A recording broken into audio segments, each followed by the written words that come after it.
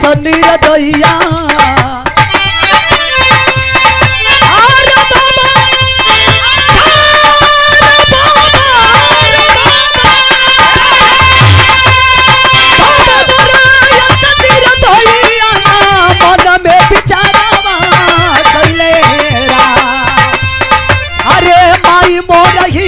के कठोरी माई मोरहिया के कठोरी घर से निकाली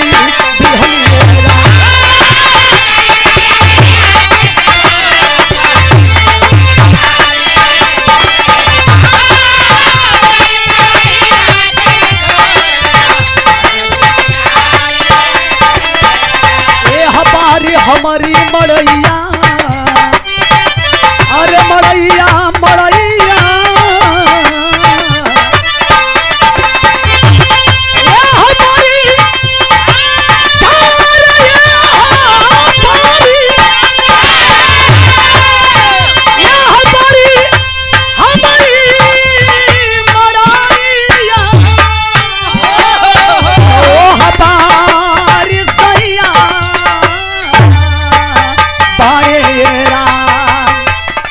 बीचवा में देवरा कसैया ये हमारी अरे हमारी मड़ैया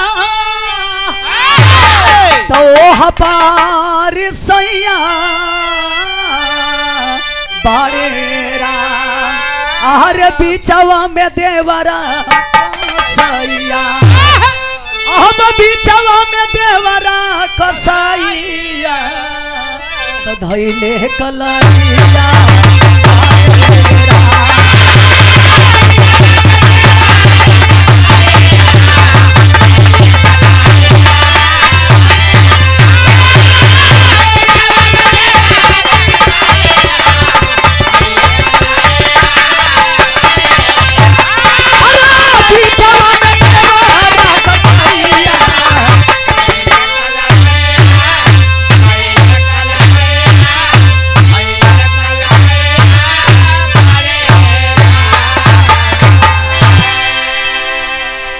अब देखा है कि कैसे लोग आवे हम बताओ तनी अरे सैया मिलल बा अरे सैया मिलल बा ड्राइवर त चलाई गाड़ी हो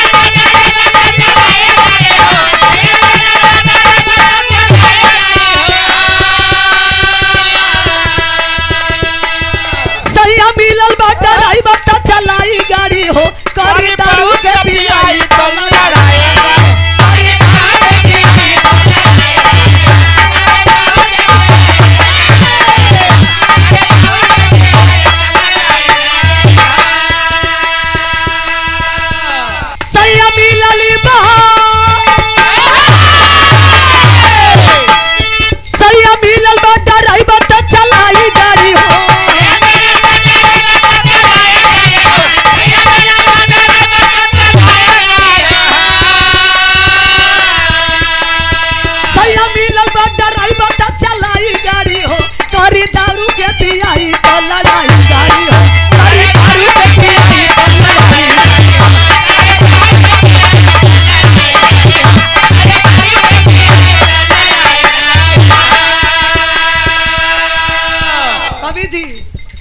दूसर की गोड़ी तनी मनी छुआवतिया कहाँ छुआवतिया वो कंपटीशन जब होके तो तनी मनी छुआई के लहावे का कहे कि चाट चाट बबुआ का चाट हो चाट ये तो चबलोसन ह चाट ये तो बुझला के फेर हउ तनी मनी खाली चढ़ावतिया कैसे कहे चाट चाट बबुआ चाट ले बेकार ना होई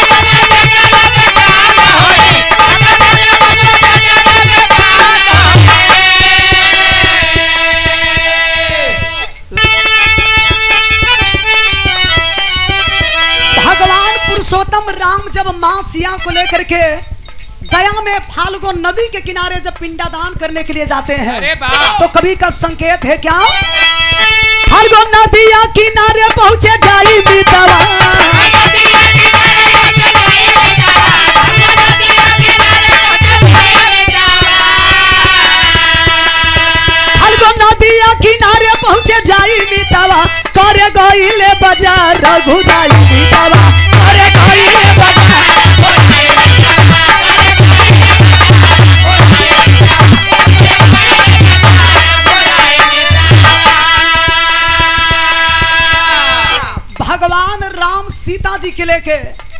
फाल्गो नदी के किनारे गया में जब पिंडादान करे गई हो, तमाम भैया चाचा लो बैठ के गीत सुनतनी।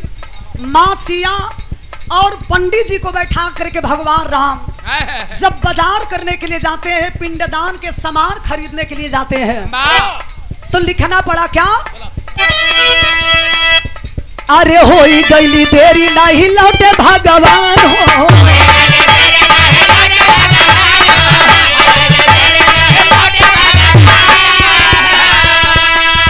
अरे पिंड के सामान लेके लौटे भगवान हो।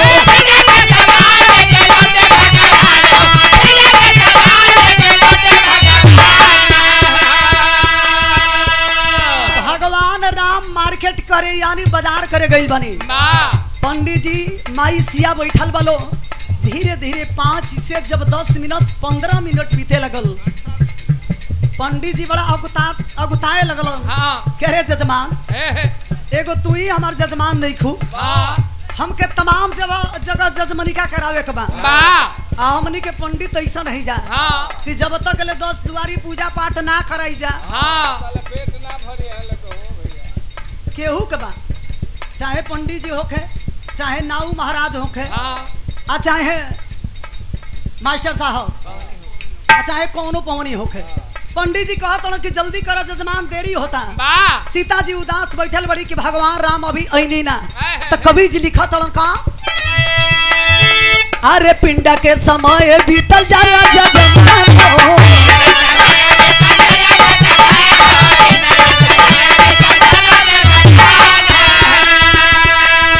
सीता बलुआ के पिंड तो बनाई बीतवा,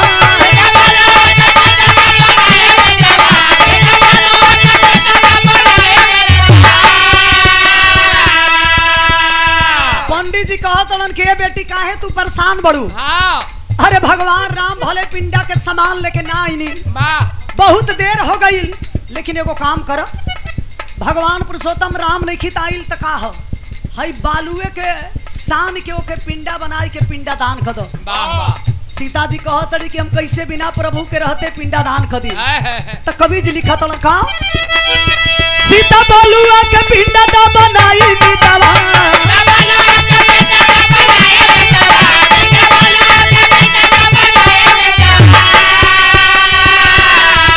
सीता बालुआ के पिंडा दा बनाई बीतवा, करे गईले बाजार घुराई बीतवा।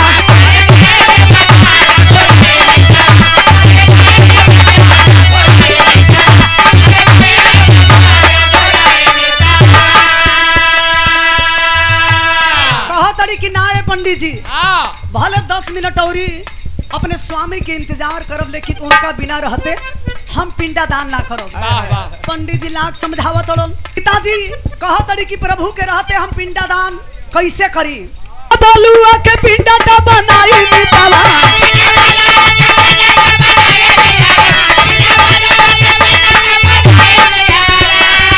सीता बलुआ के पिंडा दा बनाई बीतवा, हो करे गईले बाजार घुराई बीतवा, करे गईले बाजार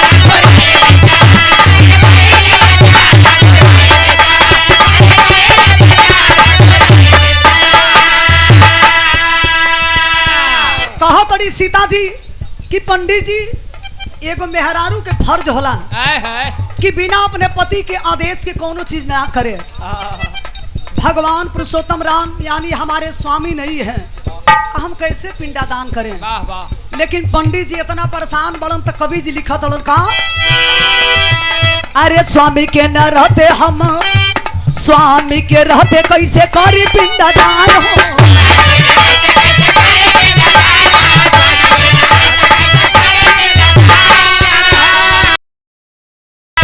अरे दशरथ के छाया लपक रही श्री राम हो,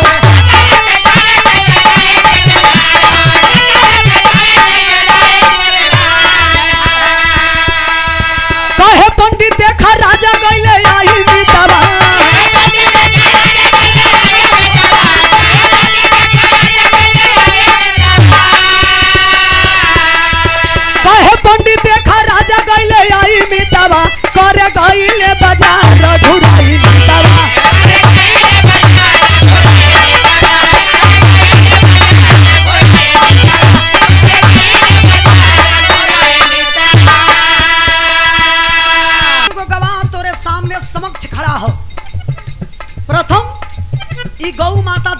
तड़ी हाँ आ दूसरा का ई जो नदी तोरे सामने बहुत है आ तीसरा का गवाह के रूप में ही पंडित जी वाह सीता जी जब इतना बात के सुन ली है तो कैली का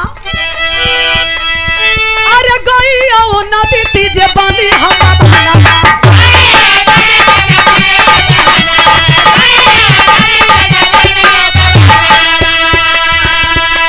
रामा पूछी है गवाही देवे आई मितवा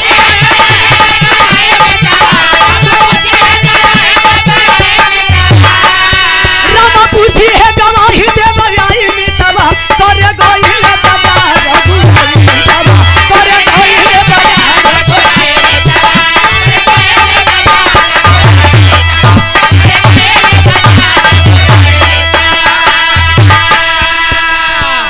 सीता जी पंडित जी के कहला में आए के बाबू वही बालुए के शान के पिंडा दान कर देली। आज जब तक ले पिंडा दान सीता जी करत रही तब तक ले भगवान राम पिंडा दान के सामान लेके आ गई। पूछे लगल सीता जी कहत रही पिंडा दान तो हो गई। सीता जी का ऐसन बात सुन के भगवान राम के दिल में बड़ा कष्ट लगल। तो कवि जी लिखत का भगवान राम पूछा तलन कि पिंडा दान कैले बड़ू तो ये बताओ कोनो सबूत बा? सीता जी कहत रही हाँ सबूत बा। तो कवि जी लिखत तलन का अरे तीनों के समक्ष सीता कैली पिंडा दान हो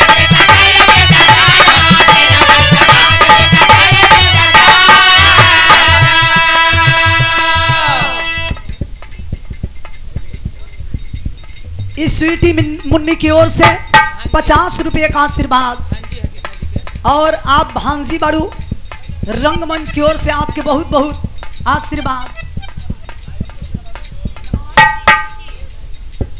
ये ब्यूटी की ओर से अच्छा आपके सुपुत्री हैं स्वीटी और ब्यूटी आपकी ओर से ये 50 रुपये का आशीर्वाद। रंगमंच की ओर से पूरे टीम की ओर से आपके शुभ आशीर्वाद। कवि जी लिखा तलन का अरे कहे श्री राम कोई गवाह तो बताई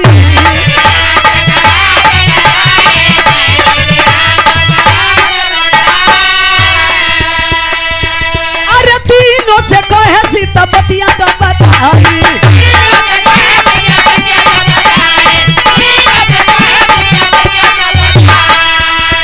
भगवान राम कहलन कि जब पिंडा दान कर देले बड़ू तो ये बतावा का कोनो सबूत बा? सीता जी कहली ऐसा बात करत नहीं देखो काम करी ये तीनों गवाह आपके सामने हो पंडित जी गैया और नदी तीनों जना के बोलावा तड़ी कि आके और हमरे स्वामी जी से ये बता दलो कि हम तो लोग के सामने पिंडा दान कैनी है। लेकिन गऊ और नदी और पंडित जी मिल के करत का बालो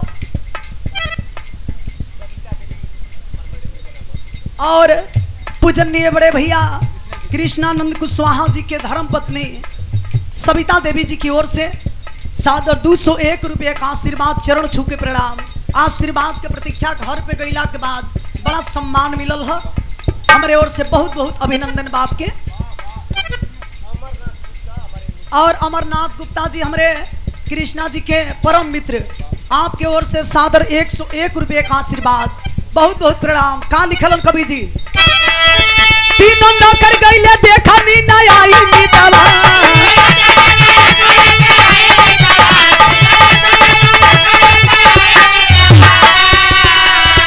तीनों नौकर गईले देखा नी ना आई मितवा करे गईले बाजार भूला मितवा करे गईले बाजार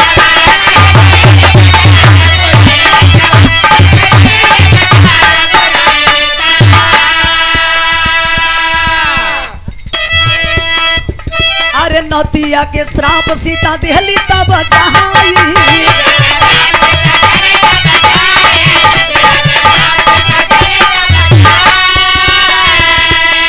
भगवान राम के सामने जब बुलाती है माँ सिया तीनों गवाह को तो आते हैं जरूर लेकिन अपनी अपनी जुबान से नकर जाते हैं।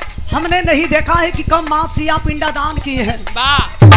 क्रोधित हो जाती है माँ सिया कि आपने तो कहा था कि पिंडादान कीजिए, हम लोग गवाह के रूप में हैं। भगवान राम जब पूछेंगे तो हम आकर के गवाही देंगे। लेकिन आप लोग नकरी गई नहीं, क्रोधित होकर के मां सिया श्राप सुनाती हैं। और श्राप में क्या श्राप सुनाई? अरे तोहारा में रही नहीं सुन कबो पानी,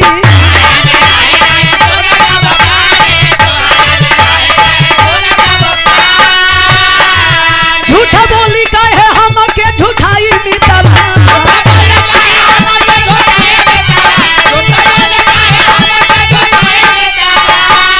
झूठा बोली का है हम के झुठाई बीतल, कर कहिले बाजार रघुराई बीतल।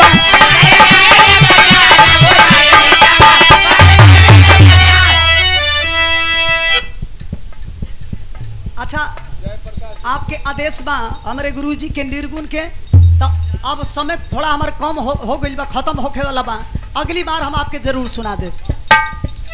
पूजनीय हमारे महंत जी, गुरुजी के बड़े भाई साहब जय प्रकाश गिरी जी की ओर से, ये हमारे बड़े के महंत जी की ओर से सादर 101 रुपये का आशीर्वाद। बहुत बहुत गुरुजी के प्रणाम। आखिरी लाइन में यो आप लोग सुननी बतौनी है राम केवल जी कि सीता जी श्राप देती हैं कि जाओ मैं श्राप देती हूँ कि आप में कभी पानी नहीं मिलेगा, यानी नदियां को श्राप देती है। उसी वक्त से आप सब देखते हैं, जो भी लोग जाते हैं तो ये देखने के लिए आपको मिलता है कि फाल्गुन नदी में कभी पानी नहीं मिलता है। गैया के श्राप देली कि जाओ मैं श्राप देती हूँ कि जा करके कलयुग में जेकरा के लोग बिस्टा कहे गली गली घूम के हुए कुल बिन बिन खैबू। अब पंडित जी के श्राप देली कि जाओ मैं श्राप देती हूँ कि कलयुग में जा करके महापात्र के नाम से जाने जाओगे। अबे मैं हंसे वाली बात का बा मास्टर, जौन बाबा लोग घंटावा फोरेला लोग वह महापात्र के नाम से धरती पर जानल गई लो। आई औरी कहली कि जाओ मैं श्राप देती हूँ कि कलयुग में जा करके जगह जगह होटल में खाना बनाने का काम और बर्तन मांजने का काम करोगे। अरे वह सीता जी के श्राप के देन बा कि पंडित जी लो होटल में बर्तनों धोवे के काम करेला लो। अगर बैठल हो जाता आप लोग अनसाई जमत होटल में खैबो करेला लो, बनैबो करेला लो। ओ समय से भेदभाव ना लगावेला लो। तो आखिरी बंद में इशारा बका, अरे गुरु गणेश राम लाल बचन तू